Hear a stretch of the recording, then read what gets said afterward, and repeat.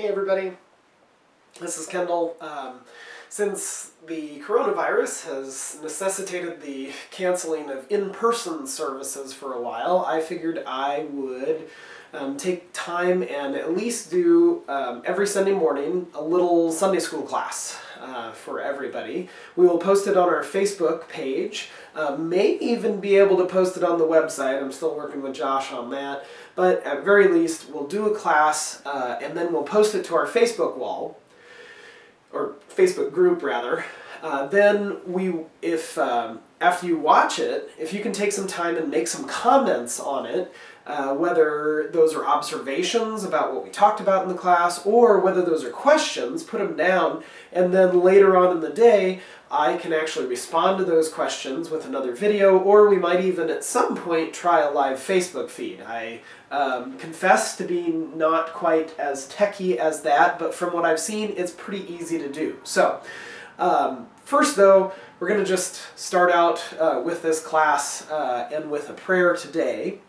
Certainly, I know there's a lot of concern and a lot of worry surrounding the current pandemic and the situation we find ourselves in, but certainly, as I've seen posted on Facebook a lot, I agree with, the church is not a building, it is a people. That we are the body of Christ, and no matter where we're at in our individual homes, whether some of us are in professions where we're not quarantined at home, but where we're having to care for the sick, no matter where you're at, you can still be that example of Christ. You can still be part of the hands and the feet that go out and serve others in your community in any number of different ways. So, and if you don't know what that service looks like, as I've always said, I know you've heard me say in sermon after sermon, take some time, get down on your knees and pray. I guarantee you that God has a ministry for you and a plan for you. And so if you're feeling like you can't do anything to help the current situation, believe me when I say God has a ministry for you too, a plan, some way that you can be his hands and feet. And so take the time to pray about that and see what God is leading you to. So again, and apologies for the lighting in here and for my voice. The kids are all the way at the other end of the house. That was kind of the only way I was able to make this video in quiet. Which I know, if they were in here, that would be more like church for us, right? With all the little voices during the class. So maybe it'd be eerie with me just talking to the camera. But anyway, and excuse my voice too. I am not ill.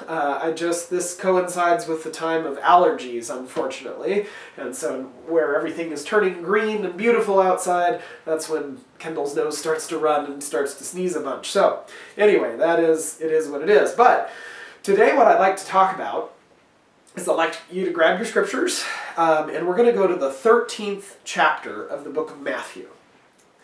So Matthew chapter 13. So while you're getting that out and turning there, I'll talk a little bit about why I chose this particular spot for today.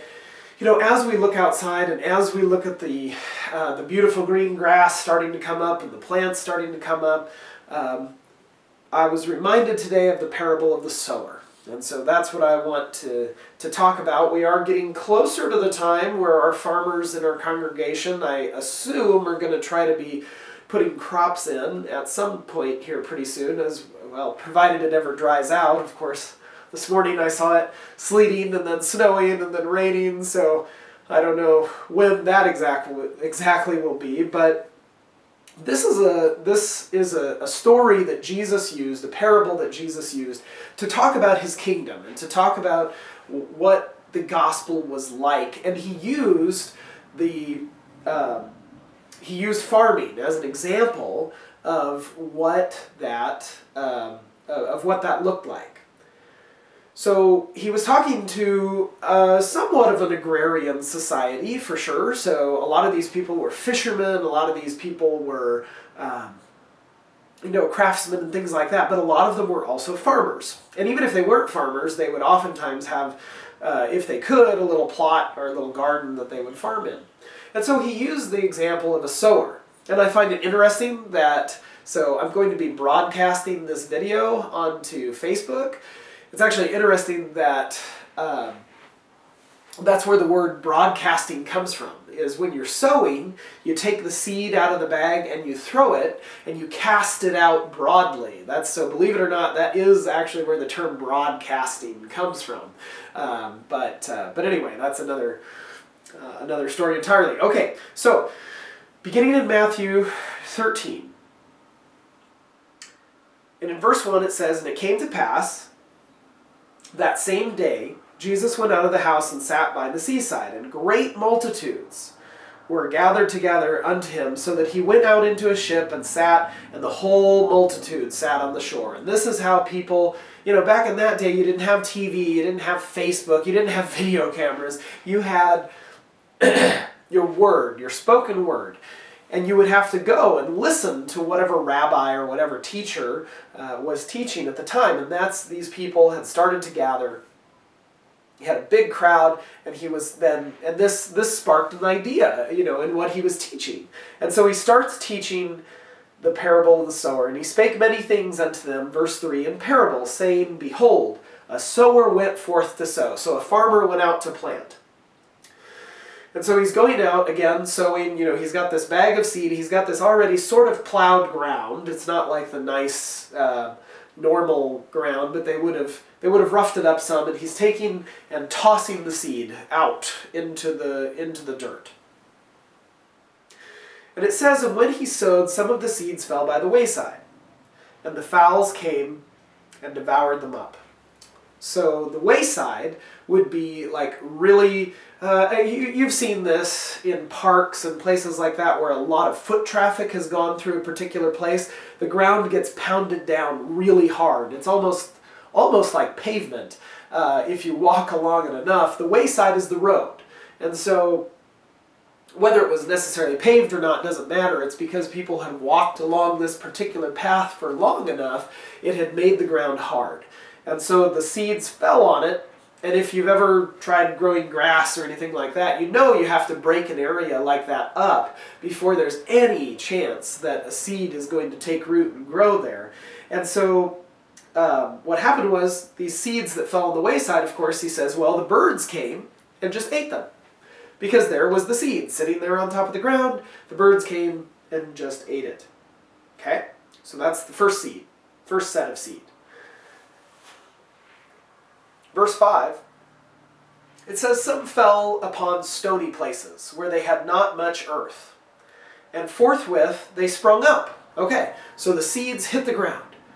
And there's soil there, but it's kind of rocky. And they grow, actually. Okay? And,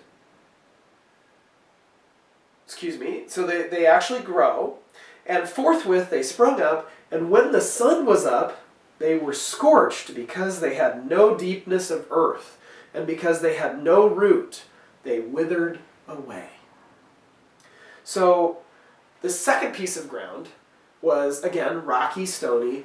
We throw the seed on there. Some of them, the seed actually grows and actually takes root and starts to come up.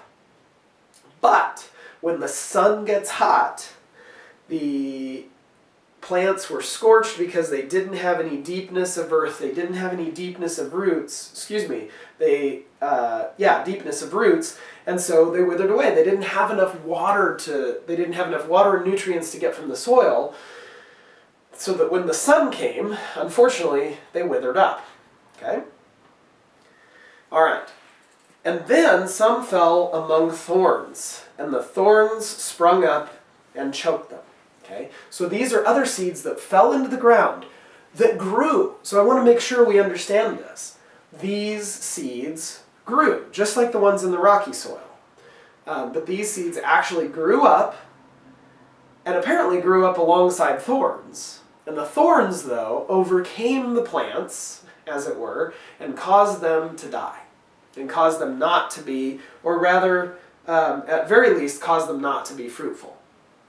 And then, finally, the fourth group of seed, fell on good ground and brought forth fruit. This is verse 7. Some 100-fold, some 60-fold, and some 30-fold. Who hath ears to hear, let him hear. So, this good seed, as it were, fell on, not good seed. The seed was all the same. Let's remember that. The seed was all the same and fell on good ground.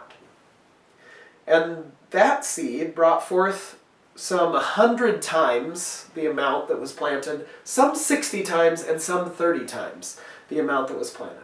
Who hath ears to hear, let him hear. In other words, listen up, guys.